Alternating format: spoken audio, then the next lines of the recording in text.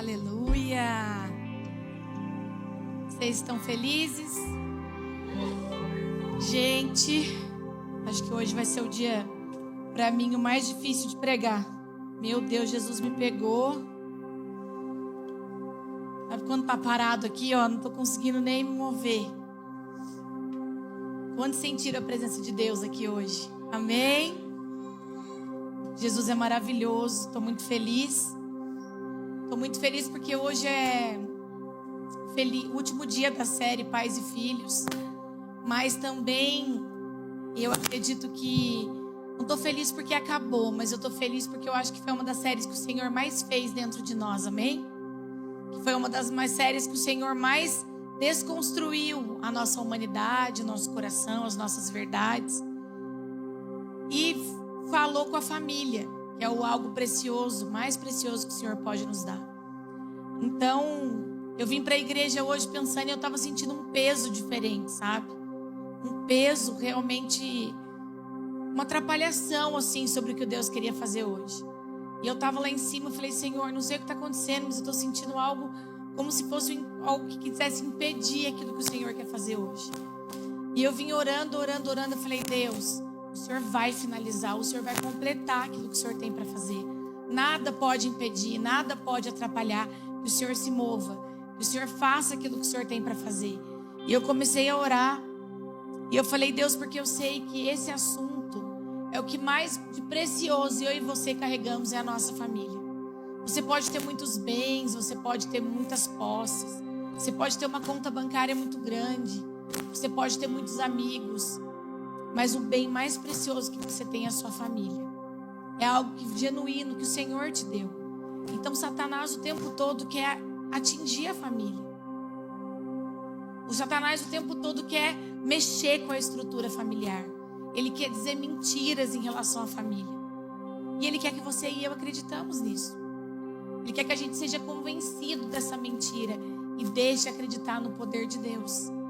E desde de acreditar nessa presença tão maravilhosa que nos tocou agora. O diabo quer nos dizer que tudo isso é mentira. Mas Deus, com a sua infinita misericórdia, não desiste de nos convencer. E é essa oração que eu quero que você faça agora nesse momento comigo. Espírito Santo de Deus, me convence. Abaixe sua cabeça onde você está, feche seus olhos. Pede para o Espírito Santo de Deus. Espírito Santo de Deus, nós pedimos que o Senhor nos convença nessa noite, Pai. Que o nosso coração seja possuído pela Tua verdade, pela Tua palavra. Nos convença daquilo que é certo. Nos convença daquilo que nós devemos fazer. Nos convença, Espírito Santo de Deus, do Teu amor. Convença esse coração duro, humano. Esse coração tão difícil de se dobrar muitas vezes. Convença ele da verdade, do juízo. Convença a minha humanidade que gosta do pecado. Convença. Convença a minha casa destruída, o meu casamento destruído, a minha falta de relacionamento. Convença, Espírito Santo de Deus. Nós estamos vulneráveis ao Senhor, Pai. Nós pedimos isso, somente isso. Vem nos convencer. Que não seja uma palavra que apenas entre aos nossos ouvidos, mas seja uma palavra que caia no nosso coração. Caia no nosso coração cheio de verdade, de discernimento, de sabedoria e de mudança, de reações. Que a gente reaja à Tua verdade e de acordo com a Tua vontade, Deus. É isso que nós te pedimos nessa noite e já te agradecemos, Senhor. Em nome de Jesus. Amém? Ai, tô chorona hoje. Tá louco. Eu vim toda disposta com o microfone, que eu ia fazer o Xande pagar tudo que ele falou de mim domingo passado. Ele é tão amigo de Jesus que o Senhor quebrantou meu coração, eu não vou conseguir falar. Tá vendo? Vim preparada, falei, vou contar a verdade. Vou dizer que não fui eu que dei em cima dele nada. Que ele fica se achando quando ele tá com o microfone na mão. Mas nem consigo mais, porque o Espírito Santo realmente está aqui. Não perca essa presença, não perca esse toque. Se concentre nisso, o Senhor está aqui, Ele está comigo e com você.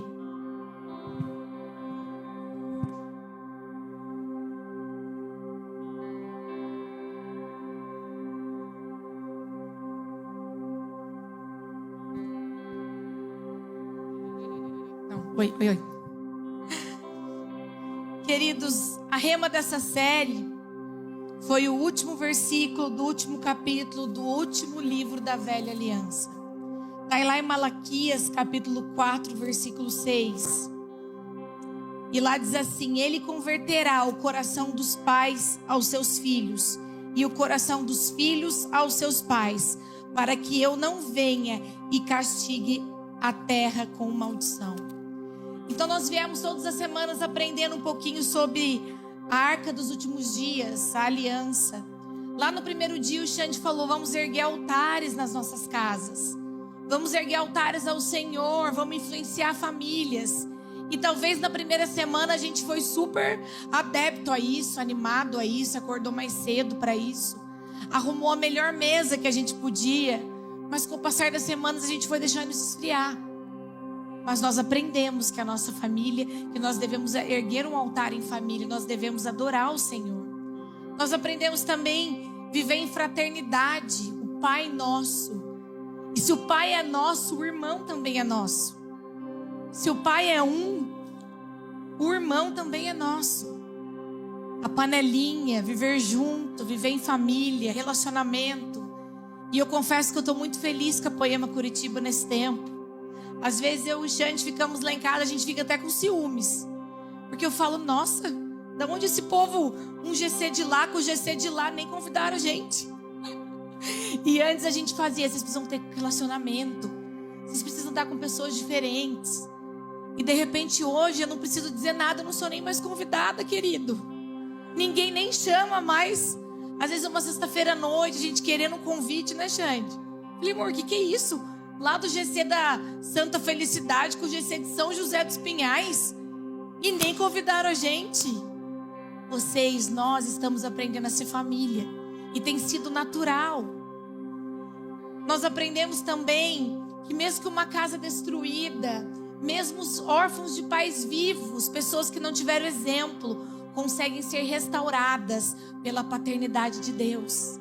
E você consegue ter uma paternidade resolvida. Nós aprendemos também que famílias que talvez não foram formadas num padrão, mas pessoas que perderam o pai, foram criadas pela mãe, pela avó, são pessoas que também podem ter destino em Deus, que também podem ser grandes líderes e pessoas que influenciam outras, porque tem tudo a ver com Deus. Nós aprendemos que Deus é Pai e Ele se importa com os filhos. O Senhor se importa com a família. Ele vem mostrando nesses domingos, acho que foram 7 domingos ou 8, de que Ele se importa com a família. E Jesus, Ele veio de uma árvore genealógica. Olha, eu fiquei a tarde inteira falando, eu vou engasgar nessa palavra. Genealógica de Jesus. Vou falar árvore, tá? Para não ficar engasgando. Jesus podia sair do nada. Jesus é Deus. Ele podia vir, Ele não precisava vir de uma família. Ele não precisava, Ele é Deus. E sabe aquelas partes da Bíblia que às vezes você está lendo e você fala: eu não vou ler. Por exemplo, se você quiser abrir aí Mateus 1, até o 16. É o primeiro livro do primeiro capítulo da Nova Aliança. O Senhor encerra dizendo: eu converterei o coração dos pais aos filhos e dos filhos aos pais. Depois tem aquelas páginas em branco lá da Bíblia. Você já viu que a sua Bíblia tem uma página em branco? E logo começa a Nova Aliança. Mais ou menos 400 anos entre isso, entre um livro e o outro. E lá Jesus começa como? Com a genealogia de Jesus Cristo. Família, geração. Jesus se importa quem foi seu pai, quem foi sua mãe, qual é a sua história. E eu queria que você lesse comigo agora, que diz assim: livro da genealogia de Jesus Cristo, filho de Davi, filho de Abraão. Abraão gerou Isaac, Isaac gerou Jacó. Jacó gerou Judá e seus irmãos. Judá gerou Pérez e Zera, cuja mãe foi Tamar. Pérez gerou Esrom, Esrom gerou Arão. Arão gerou Aminadab, Aminadab gerou Nasson. Nasson gerou Salmão, Salmão gerou Boaz, cuja mãe foi Raabe. Boaz gerou Obed, cuja mãe foi Rute, e Obed gerou Jessé. Jessé gerou o rei Davi, e o rei Davi gerou Salomão, cuja mãe foi aquela que tinha sido mulher de Urias. Salomão gerou Roboão, Roboão gerou Abias, Abias gerou Asa, Asa gerou Josafá. Josafá gerou Jorão, Jorão gerou Uzias, Uzias gerou Jotão. Jotão gerou Acás, Acás gerou Ezequias. Ezequias gerou Manassés, Manassés gerou Amon, Amon gerou Josias. Josias gerou Jeconias e seus irmãos no tempo do exílio da Babilônia. Depois do exílio na Babilônia, Jeconias gerou Salatiel, e Salatiel gerou Zorobabel. Zorobabel gerou Abiúde, Abiúde gerou Eliaquim. Eliaquim gerou Azor, Azor gerou Sadoc.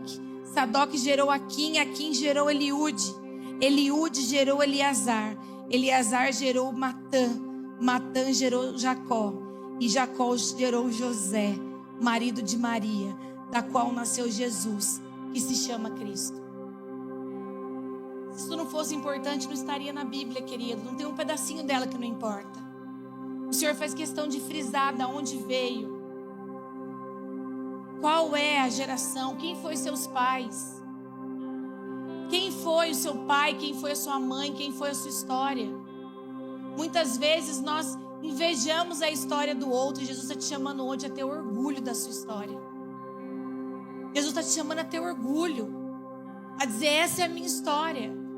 Nós olhamos as histórias de filme, de comercial de margarina, mas Jesus diz para você hoje: quem foi seu pai, a sua mãe? Se orgulhe da tua história. Então Jesus não veio do nada, ele veio de uma família, porque o Senhor ama a família, o Senhor ama filhos. Mas hoje em dia tem vindo uma esterilidade muito grande nos nossos meios. Nós amamos a ideia de ter sido gerado por alguém, mas nós não queremos a doação de gerar. Eu entendo que há muitos casais com problemas de esterilidade físico, e nós temos orado nessa série várias vezes por isso. O Xande orou, eu orei, porque nós cremos que o Senhor pode curar a esterilidade física. Mas eu estou dizendo de uma esterilidade espiritual e emocional que está dentro dos nossos corações. Uma esterilidade que você não quer abrir mão do teu conforto, de doar a tua vida pela vida do outro. Você ama sua mãe que te gerou. Você ama a história, você ama o seu pai. Você ama o amor que eles deram para você durante toda uma vida. Mas você não está disposto a pagar isso para gerar outro. E a mesma coisa acontece na igreja. Você ama seu pastor, você ama ser cuidado pelo seu pastor. Você ama ser cuidado pelo seu líder. Você ama ser gerado cada dia mais. Mas você não está disposto a gerar o outro. Você não está disposto a derramar na vida do outro. Você está disposto apenas a gerar. Eu amo a ideia de ser gerado. Amo. Amo a ideia do quanto eu estou amadurecendo, do quanto eu estou sendo transformado. Mas eu não estou disposto a derramar isso no outro. Então, se você não tem vontade de ter filho, não tem essa ideia, que o Senhor venha colocando no teu coração que filhos são flechas do Senhor. E com o mesmo amor que você foi recebido, o Senhor quer que você se doe pelo outro. Que você se entregue pelo outro.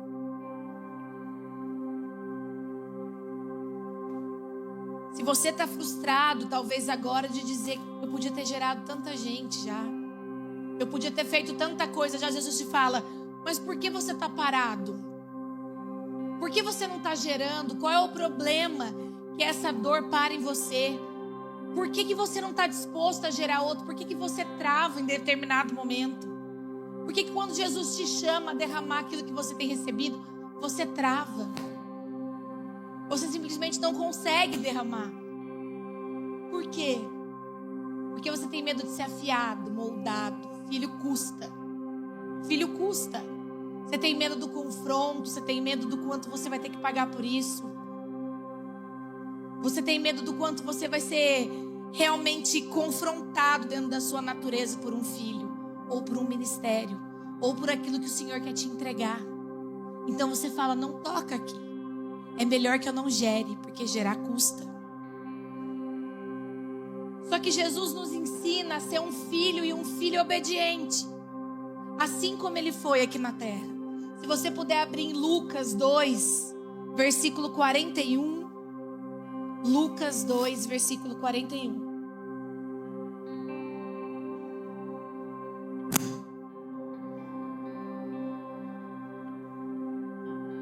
Nós vemos o exemplo de Jesus quanto à obediência.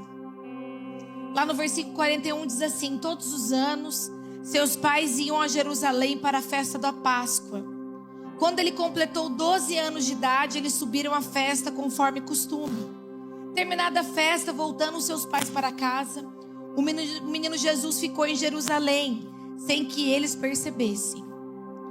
Pensando que ele estava entre os companheiros de viagem, caminharam o dia todo. Então começaram a procurá-lo entre seus parentes e conhecidos. Não o encontrando, voltaram a Jerusalém para procurá-lo. Depois de 3 dias, o encontraram no templo, sentado entre os mestres, ouvindo-os e fazendo-lhes pergunta. Todos os que o ouviam ficavam maravilhados com o seu entendimento e as suas respostas. Quando seus pais o viram, ficaram perplexos. Sua mãe lhe disse: filho, por que você nos fez isso? Seu pai e eu estávamos aflitos à tua procura. Ele perguntou: por que vocês estavam me procurando? Não sabiam que eu devia estar na casa de meu pai? Mas eles não compreenderam o que ele lhes dizia. Então foi com eles para Nazaré e era-lhes obediente. Sua mãe, porém, guardava todas essas coisas em seu coração. Jesus ia crescendo em sabedoria, estatura e graça diante de Deus e diante dos homens. Nessa época, Jesus tinha 12 anos. E 12 na Bíblia significa governo perfeito. E não é por coincidência que ele tinha 12 anos nessa época. Era exatamente para mostrar de um modelo perfeito, de um governo perfeito, que nós podemos olhar e fazer igual. Alguém que realmente influencia, alguém que governa. Ele era Deus. Ele era Deus, ele podia todas as coisas. Ele sabia que algo maior existia. Mas ele decidiu por obedecer. Porque ele sabia que havia um processo a ser cumprido. Ele sabia que havia um processo. A família espiritual, muitas vezes, que Deus coloca na nossa vida, o processo que a gente tem que passar dentro da igreja, nos leva a isso. Muitas vezes você chega na igreja e você é liderado por um novo convertido. Talvez você tenha 20 anos de caminhada com o Senhor. E o Senhor te coloca alguém que se converteu há 3 anos atrás. E você se sente como? Rebaixado. Como que eu vou ser discipulado por essa pessoa? Imagina o que eu tenho de convertido, ela tem de idade. Mas você não entende que todo o processo tem a ver com algo muito maior. Muito maior. O problema é que quando a gente recebe algo, a gente se emancipa. Então você se emancipa. Eu conheci o Senhor tem me revelado grandes coisas, então agora eu não preciso mais da minha família espiritual. Eu não preciso mais do meu líder, eu posso me emancipar. Eu posso andar sozinho, eu não preciso mais de ajuda. Eu sou um grande homem de Deus. E você quebra o processo. E você não está disposto a pagar o preço, a gerar. Gerar custa tempo. Uma mulher grávida gera durante 9 meses. E se nasce antes, eu tive um parto prematuro. Vários problemas, custou a vida da minha filha. Não queira gerar, não queira parir antes da hora. Gere o tempo que o Senhor determinar. Não se emancipe. O Senhor está te ensinando. O Senhor está te amadurecendo. O Senhor está matando o seu eu, talvez colocando um pastor que é mais jovem que você. Que talvez a idade do seu pastor seja o seu tempo de ministério. Mas o Senhor está te ensinando. Gente, está tudo bem, tá? O Senhor está nos ensinando. Quando Leandro, assim que a gente conheceu, eu conheci a Jesus, essa transformação, essa paixão louca que eu tinha por Deus. E eu lembro que um dia, no meu auge de estar apaixonado por Deus, por aquilo que o Senhor estava fazendo na minha vida, o Leandro chegou um dia e falou assim: Xande, você vai ficar um tempo sem tocar. Eu quero que você venha aos ensaios, às 3 da tarde no domingo. Eu quero que você ajude o pessoal a tirar as letras. Quero que você Ajude eles a afinar os instrumentos. Eu quero que você arrume todo o som, mas você vai ficar um tempo no banco sem tocar. E daí eu quero que você sirva água para eles quando eles precisarem. Quero que você vá na padaria, compre água e traga geladinha para eles. Eu quero que você sirva o louvor, mas você não vai tocar. E naquele dia, eu sempre fui, faça para mim, mas não faça para as pessoas que eu amo. Então talvez ele tivesse feito isso comigo, eu não tinha ficado tão bravo, mas como eu fiquei dele ter feito com o Xande. E o Xande chegou em casa triste, sem entender, novo convertido, apaixonado por Jesus, só queria tocar. Só queria tocar. Era exatamente isso. Não queria ter tempo com Deus, estava aprendendo sobre isso. Ele queria tocar. Ele sempre foi esse cara de ler a Bíblia, né, de ter relacionamento, mas ele queria tocar. E daí ele chegou em casa e contou para mim, naquele momento, aquele cara que eu amava, aquele líder que eu tanto admirava, passou a ser meu maior inimigo. Falei, pô, o cara pôs você no banco. Como que ele colocou você no banco? Como que ele vai mandar você ir todo domingo, 3 horas da tarde lá? Você vai servir água gelada para eles? Não, mas isso não é justo. Como boa justiceira, pastor Leandro queria falar com você. Não, a gente precisa conversar. Ele já me conhecia, né? Falei, pode falar. Você acha que é justo um novo convertido? Imagina se o Xande volta a usar droga, se o Xande larga Jesus. Você foi o primeiro a colocar ele para tocar. Ele chegou aqui e você falou, pega a guitarra e vai tocar, eu sei o que Deus tem para sua vida. E agora você tira sem argumento assim do nada? Ele tira, inclusive você está no banco também a partir de agora. Eu falei, você está no banco. Você está no banco, vai também tirar um tempo para pensar na vida, para pensar naquilo que Deus tem para você. Então, mas como assim? Não é justo. Como que você está fazendo isso? Vocês dois estão no banco. Era só isso que você tinha para conversar? Eu falei, olha aqui, Leandro. Se o Xande voltar a usar droga, a culpa é sua. Ele falou assim para mim, faz o que eu estou fazendo. Se algo der errado, você pode jogar nas minhas costas. Mas eu estou fazendo aquilo que o Senhor mandou. Eu fui embora para casa. Então, Xande, acredito que você foi lá. Porque o Xande sempre aceitou. Sempre tá tudo bem, é o Senhor, vamos lá. Fazer o quê? Eu quero tocar. Mas eu não. Eu cheguei em casa, o Xande falou, e aí eu falei, eu tô no banco também. Ele falou, não acredito que você fez isso. Eu não acredito que você fez isso. Eu falei, eu tô no banco também, Xande. E ficou os dois lá. Eu lembro que um dia, uma das poucas vezes na vida que o Xande tinha uma rebeldia na vida dele, ele falou, eu vou lá na casa do Leandro, que agora eu também quero entender o que está acontecendo. Daí bateu lá na casa do Leandro. Daqui a pouco a Lilian sai. A Lilian era menininha, tinha uns 10, 12 anos, né, Xande? Bateu lá. Lilian, seu pai tá aí? Dela. Não tá. Branca. Então, Xande, seu pai não tá aí. Daqui a pouco o Leandro lá dentro. Érica, não sei o que lá, pega a radaça.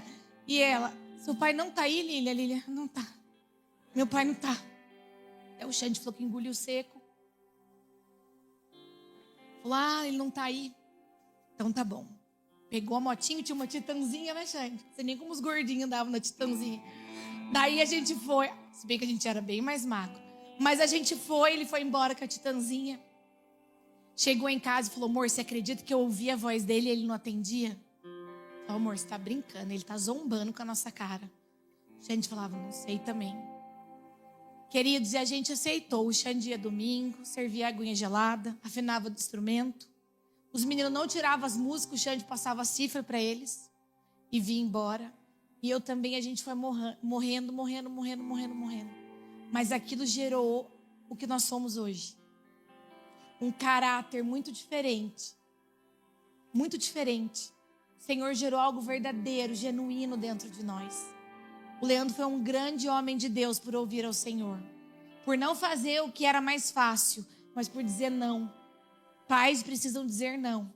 Pais precisam ser firmes ao dizer não. Pais precisam ser firmes ao ouvir o Senhor e fazer o que deve ser feito. Então a vida de Jesus, a simplicidade do Senhor, de vir até aqui, de vir até a terra, de estar entre nós e se fazer o menor, não foi um espetáculo, viva Jesus, foi um exemplo que é a ser seguido. A vida de Jesus é um exemplo a ser seguido. Não é um espetáculo para você contar uma história, mas é um exemplo que você conta com a sua vida. É um exemplo que você conta com o teu coração. Não é para você chegar no seu trabalho e dizer, você precisa conhecer Jesus. Sabe, Jesus foi pregado na cruz, teve sangue, dor. É esse Jesus, não. É para você chegar no seu trabalho e dizer, cara, você não está bem hoje? Vem cá, eu queria orar por você. Tenho sentido você distante esses dias. Esse exemplo vai tocar muito mais vida do que você ficar contando sobre um espetáculo. Porque o sangue de Jesus tem mais vida quando ele escorre da sua vida e da minha como verdade. E não só de um conto de palavras, como qualquer filme que pode passar na Globo. Mas Jesus quer que a tua verdade fale na minha vida e na sua. Essa semana eu tive mesa com alguns casais que estão chegando na Poema há pouco tempo. Tem casal que está há um mês, casal que tem algumas semanas. E o mais engraçado não, o que mais alegrou o nosso coração foi que eles disseram assim, a hora que eu entrei na Poema, eu senti uma coisa tão diferente. Eu senti uma alegria, eu senti algo diferente. Falei, opa, Jesus está nesse lugar. E essas pessoas falavam, eu estava muito machucada, eu não queria mais ir à igreja. Mas quando eu subi aquela escadinha que tem lá na frente, eu pude sentir a presença de Deus. Tem uma outra pessoa aqui que ela era de uma outra religião, um homem. E ele está tão apaixonado, ele conversava com o Xande domingo, ele chorava enquanto ele conversava. E ele dizia assim, o que eu faço agora? Eu vou me batizar? O que eu tenho que fazer? Porque está alguma coisa mudando dentro de mim. O que eu tenho que fazer? Você pode me batizar? O Xande falou, a gente está esperando ter mais pessoas. O frio, né? Muito frio aqui, mas se Jesus mandar, eu vou numa piscina, eu entro e eu batizo você. Porque o Senhor tem convencido o coração de pais, de filhos. O Senhor tem convencido o coração das pessoas. Isso não é um bom trabalho meu e do Xande, é do Senhor. O Senhor tem cuidado dessa igreja. Nós estamos recebendo casais mais velhos, experientes, com uma história de vida, muitas vezes que foi muito machucado. E eles não encontraram na Poema, sentando na mesa ouvindo eles não encontraram na Poema nada diferente do que a Bíblia diz. Mas a religião matou eles muitas vezes lá atrás. E aqui na Poema ele encontrou a mesma palavra. De olhar para eles e falar, isso não está certo, a Bíblia não diz isso. Mas a sua história, Jesus te ama. Vem aqui porque nós te recebemos com amor, com alegria. Vocês são amados, ceia com a gente. Está aqui o pão e está aqui o suco de uva. Não tire de uma pessoa o direito que Deus deu para ela na cruz. Não impeça uma pessoa por causa da sua religiosidade de ter comunhão com Deus. Ele é tão amado quanto você, e se não for mais, porque você está julgando. E o coração dele está disposto a romper, a amar, a se entregar. Seja uma igreja misericordiosa. Seja uma igreja obediente, assim como Jesus foi. Jesus podia dizer, eu estava ali aprendendo, vocês não estavam sabendo? E eu vou voltar lá. Ficaram procurando porque são lerdo, devia ter pensado que eu estava aqui. Jesus falou, tá bom. E sabe o que ele fez? Como a gente acabou de ler. Então foi com eles para Nazaré e lhes obedeceu. Se o seu líder te disser algo, obedeça a voz do Senhor. Mesmo que para você não faça sentido, obedeça a voz do Senhor. Em Hebreus 5, do 8 ao 9, diz assim, embora fosse filho, aprendeu a obediência pelas coisas que sofreu. E tendo sido aperfeiçoado, tornou-se o autor da salvação eterna para todos que lhe obedecem. Jesus aprendeu a obediência e aprendeu que para ser obediente e aperfeiçoado gera sofrimento. O sofrimento nos ensina a ser obediente. O sofrimento nos ensina a sermos diferentes. Mas o sofrimento não se compara com a glória que há de vir. O seu sofrimento hoje não se compara com a glória que há de chegar.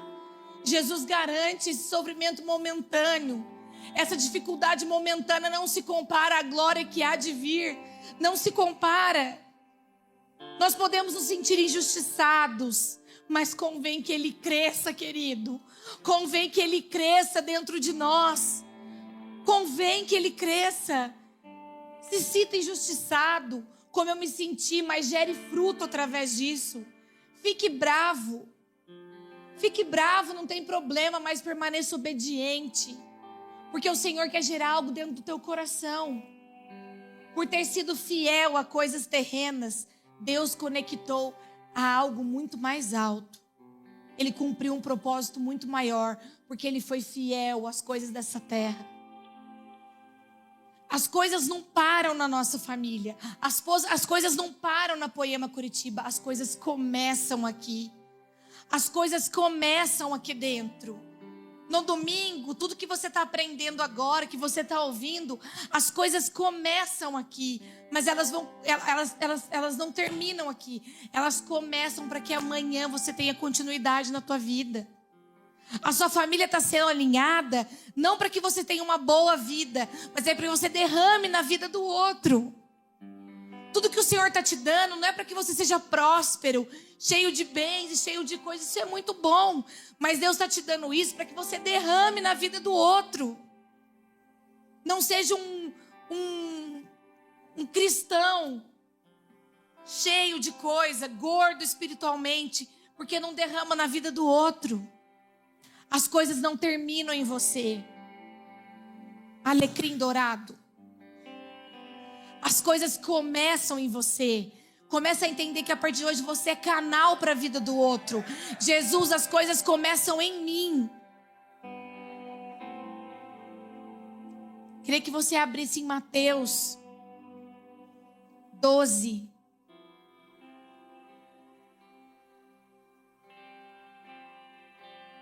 Mateus 12, 46.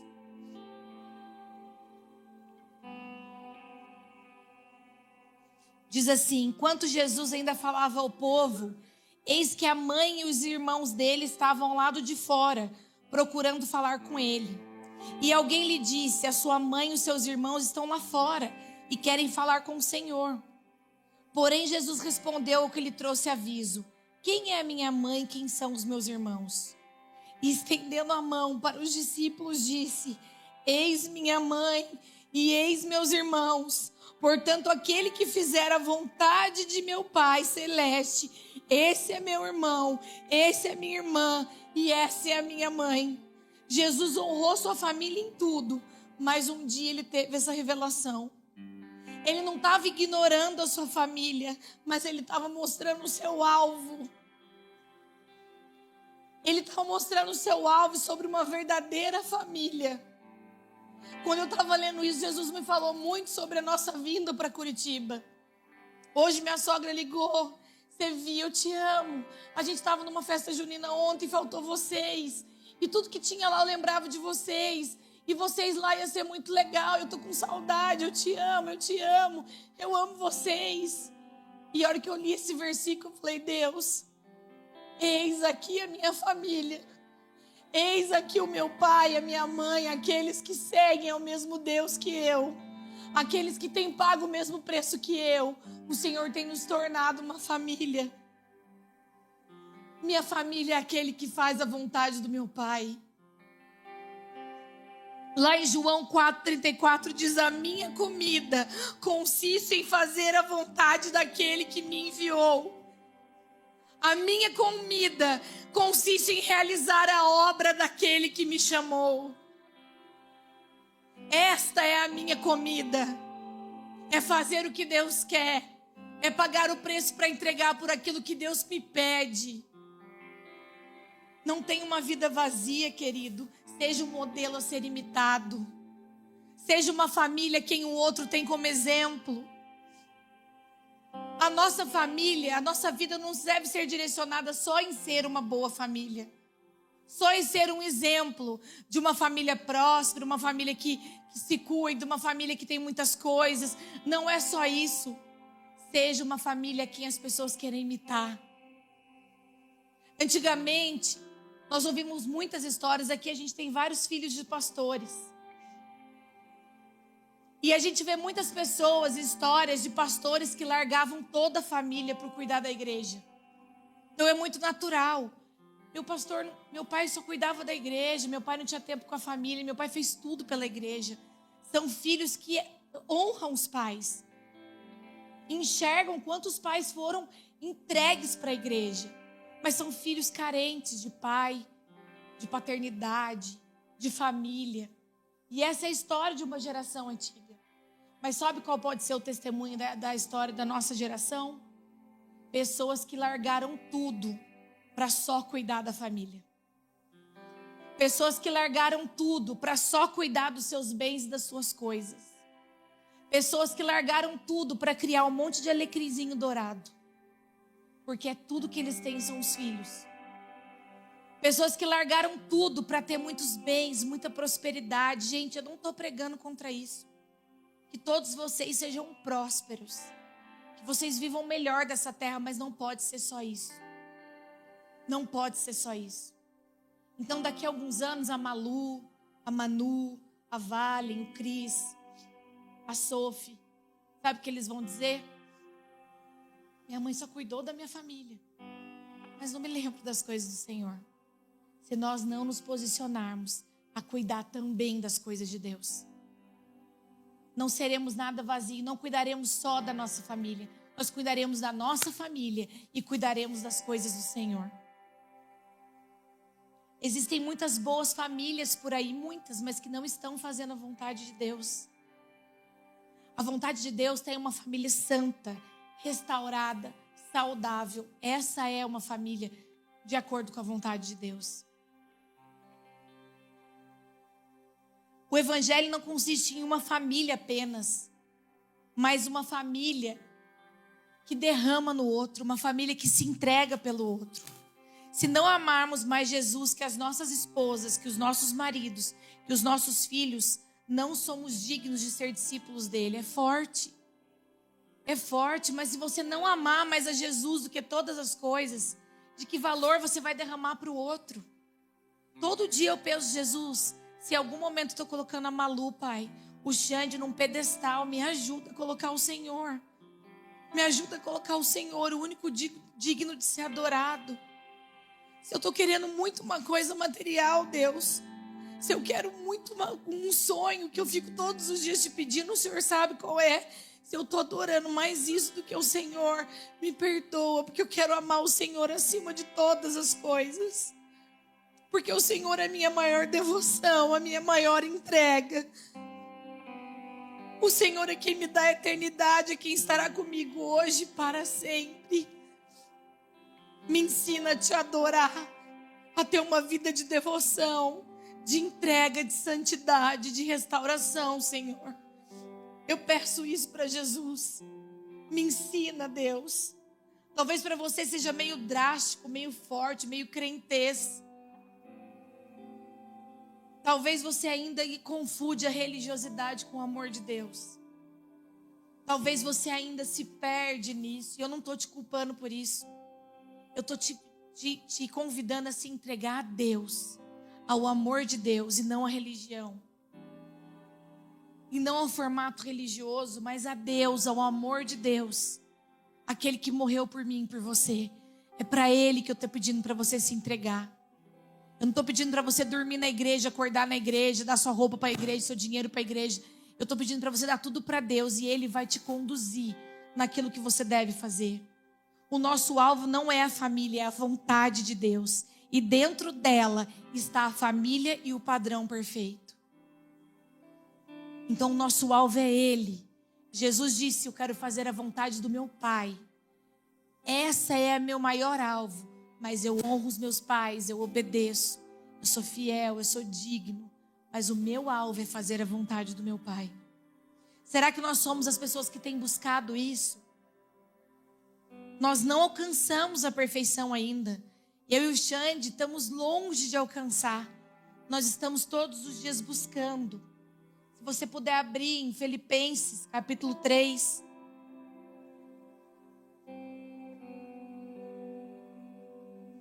Filipenses, capítulo 3, versículo 12.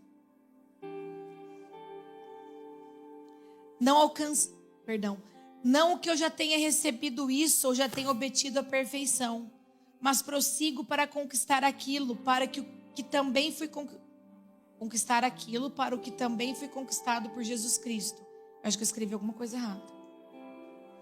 Irmãos, quanto a mim, não julgo havê-lo alcançado, Mas uma coisa faço, esquecendo-me das coisas que ficam para trás e avançando para que estão adiante de mim, prossigo para o alvo, para o prêmio da soberana vocação de Deus em Cristo Jesus. A questão é, o que estamos buscando? O que estamos buscando? Fazemos parte dos que buscam? Andamos pela fé, profetizamos sobre as nossas casas? Temos uma vida santa de devoção ao Senhor? Somos partes daquele que ainda erra, que ainda tem medo, que ainda não consegue, mas estamos buscando a perfeição do Senhor? Eu queria que você abrisse em Ezequiel 37. Nós vamos andar na Bíblia hoje, gente. Ezequiel 37:1. Os ossos secos é a realidade de muitos para a questão familiar. Muitos de nós. A minha vida tem áreas de ossos secos que eu tenho que profetizar a vida. A minha vida existe isso dentro de mim, dentro da minha casa. E muitos de nós temos várias áreas da nossa vida que estão como ossos secos.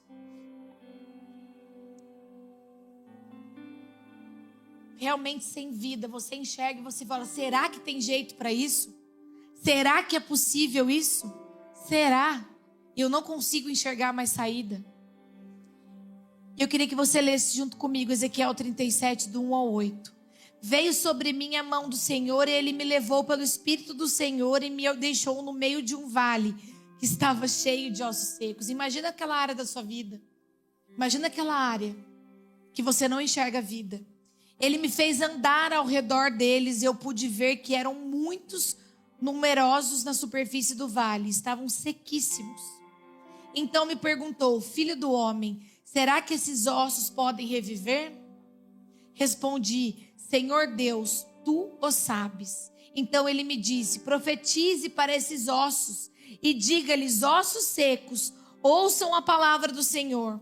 Assim diz o Senhor a estes ossos, eis que farei entrar em vocês o Espírito e vocês viverão. Porei tendões sobre vocês, farei crescer carne sobre vocês e os cobrirei de pele. Porei em vocês o Espírito e vocês viverão. Então vocês saberão que eu sou o Senhor. Então profetizei como me havia sido ordenado. Enquanto eu profetizava, houve um ruído, um barulho de ossos que se batiam contra ossos e se ajuntavam, cada osso ao seu osso. Olhei e eis que me apareceram tendões sobre os ossos. Cresceram carne e eles se cobriram de pele. Mas não havia neles o Espírito. Querido, essa série nos mostrou a forma. A nossa vida, os ossos estão se batendo. Esses 8 domingos, 7 domingos, está fazendo com que os ossos se batam. A nossa vida está estremecida, tá voltando a ter vida. Está estremecendo. Você escuta o barulho dos ossos batendo. Você escuta que tem algo sendo gerado, algo sendo transformado. Os ossos estão se movendo, os tendões estão chegando. A carne está cobrindo essa área da sua vida. A forma, nós aprendemos todos esses domingos a receita de como fazer, como deve ser, o que a gente precisa ser, como a gente precisa agir. Mas ainda falta o que lhe faltavam, o Espírito. Recebemos a forma, agora precisamos receber o Espírito sobrando vida nessas áreas. Nós sabemos que somos filhos de Deus. Romanos 8, não precisa abrir, diz, o próprio Espírito confirma ao nosso espírito que somos filhos de Deus. São os filhos teknon. Quem são esses filhos? Filhos maduros, imaturos. Filhos que sabem que são filhos de Deus. Somos filhos de Deus. Quem é você? Eu sou filha de Deus. Filhos imaturos. O que filhos imaturos fazem? Eles requerem o direito. Então eu chego para Jesus e falo, Jesus, eu quero que o Senhor transforme meu casamento. Os ossos estão se batendo, os tendões estão crescendo, a pele está indo, mas Jesus, eu quero que o Senhor transforme meu casamento. A imaturidade faz com que os filhos requeiram o seu direito. Mas os filhos ruiós, os filhos maduros, Está lá em Romanos 8,14. Pois todos os que são guiados pelo Espírito de Deus sabem que são filhos de Deus. O filho maduro, ele vive como filho. Ele vive como herdeiro. Ele é guiado pela vontade de Deus. Ele é guiado pelo Espírito. E ele manifesta isso aonde ele estiver. Espírito Santo, quem és tu? Eu te convido a fazer essa pergunta hoje. Espírito Santo, quem és tu? Quem és tu que precisa soprar vida nesses ossos que estão se movimentando? Talvez todo esse tempo você está fazendo tanta coisa para mudar. Você está alinhando quantas coisas na sua casa, mas ainda você chegou hoje aqui e fala, eu já mudei várias coisas, mas eu ainda não sei como agir. Eu ainda não sei como fazer, Jesus. Eu já estou mudando várias coisas. Jesus te chama a falar assim hoje, Espírito Santo, quem és tu? Quem és tu, Senhor, que eu quero te conhecer nessa noite? Quem és tu que eu quero permitir que o Senhor entre dentro da minha casa, dentro da minha vida? Quem és tu, Senhor? Quem és tu, Senhor, esse Espírito consolador, que invade como um vento impetuoso, que quando chega, invade os corações, que não tem uma pessoa que pode permanecer do mesmo jeito. Quem és tu? Quem és tu?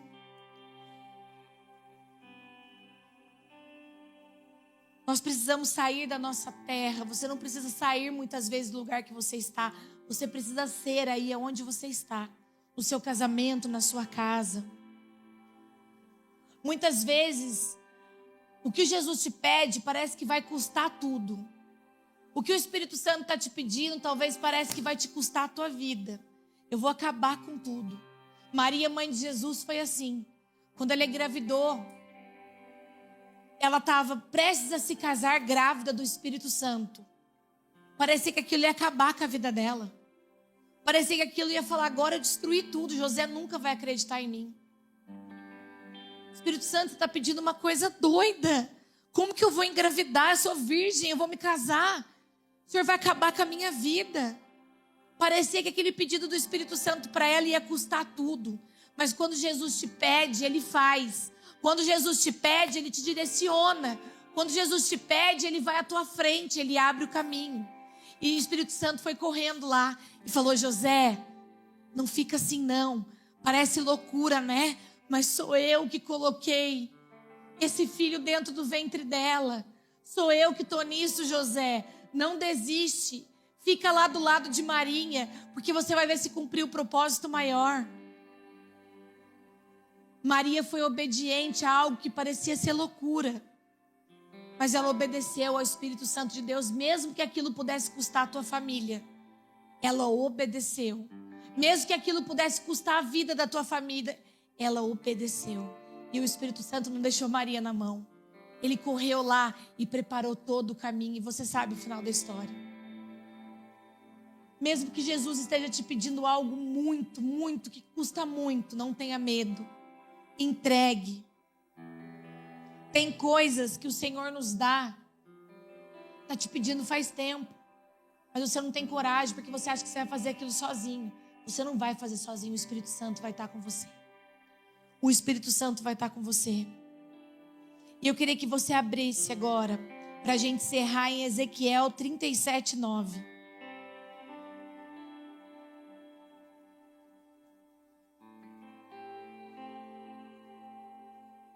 E lá diz assim, 9:37, desculpa, 37:9, tá certo. Então ele disse, profetize ao Espírito, profetize, filho do homem, diga ao Espírito, assim diz o Senhor Deus, venha dos 4 ventos o Espírito e sopre sobre estes mortos para que vivam. Profetizei como ele havia me ordenado. O Espírito entrou neles, eles viveram e se puseram em pé. Formavam um exército, um enorme exército. Um enorme exército. E a vida soprou sobre aquilo. Sobre aquele corpo morto voltou a ter vida. E eles se levantaram como um exército. Como um exército. Jesus devolveu toda a dignidade de ter vida e se levantar como um grande exército do Senhor. Essa série não termina com uma boa mensagem, querido. Essa série termina com o Espírito Santo de Deus te chamando a se posicionar, porque Ele quer soprar vida. Essa série não termina hoje com uma mensagem, com todas essas palavras.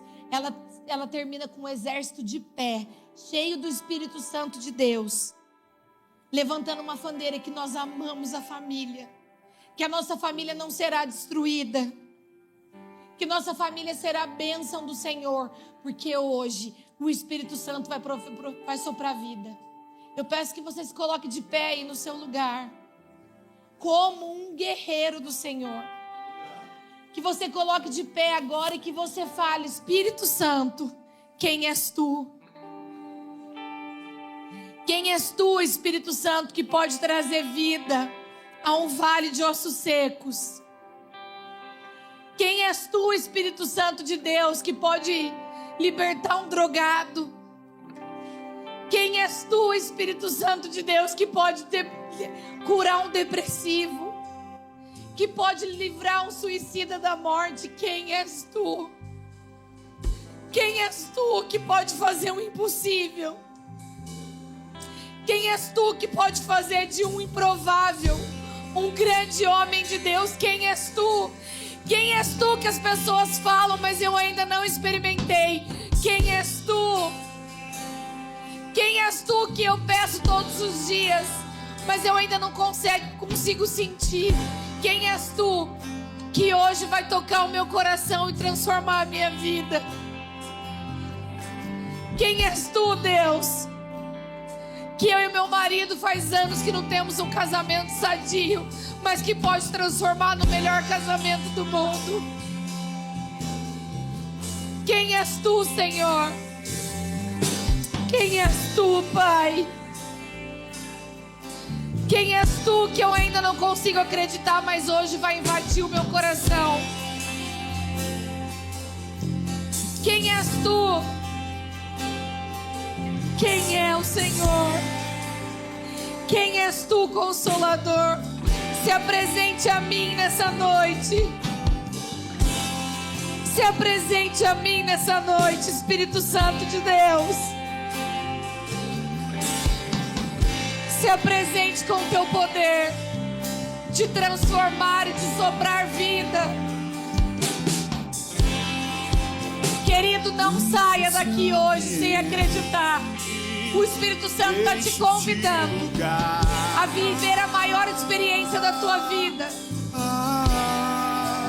A experiência mais incrível da tua vida. Ele quer soprar vida. E cai o teu Espírito. Ele quer soprar vida. Ele quer soprar vida. Sopra, Espírito Santo de Deus. Sopra vida, Senhor. Enche esse ambiente.